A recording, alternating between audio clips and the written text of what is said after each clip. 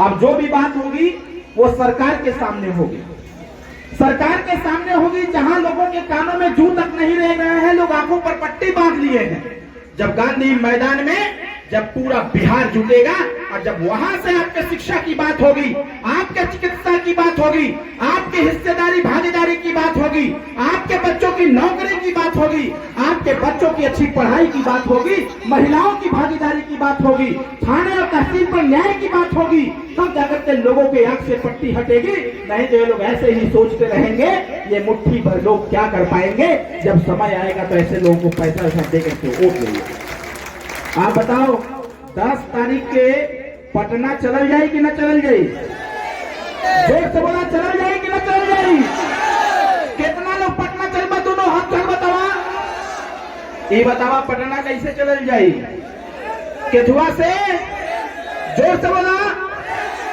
4 दिन खातिर train free बा, 4 दिन खातिर ट्रेन फ्री बा, और अब ट्रेन में जब आप जाइबा तो टीटी साहब यहाँ तो वो आपसे टिकट मांगी है, टिकट मांगी है ना, तो जानत हुआ तो टिकट का है ना, जानत हुआ ना, तो टिकट हुआ है पीला गमछा, तो टिकट हो झंडा, और तो टिकट हो मोटका पियर का डंडा।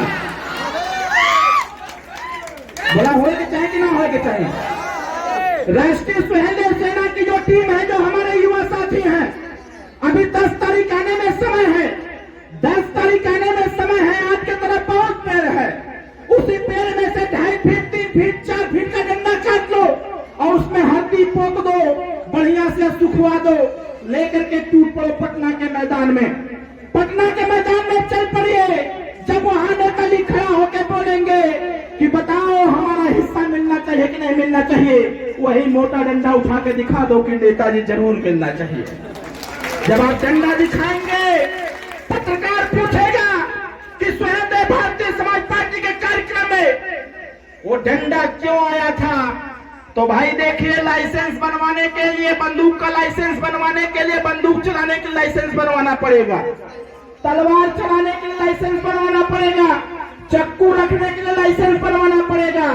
लेकिन नेताजी का कहना है कि जो हमारा हिस्सा नहीं देगा उससे हिस्सा लेने के लिए बिना लाइसेंस का हथियार हमको उठाना होगा, और बिना लाइसेंस का हथियार का हम पता है, वही मोटका डंडा पियर का वाला लेके चलिएगा कि जैसे डब्बा में घी रखल हो, तो बतावा खड़े उंगली से निकली, कहां करे के पड़ी?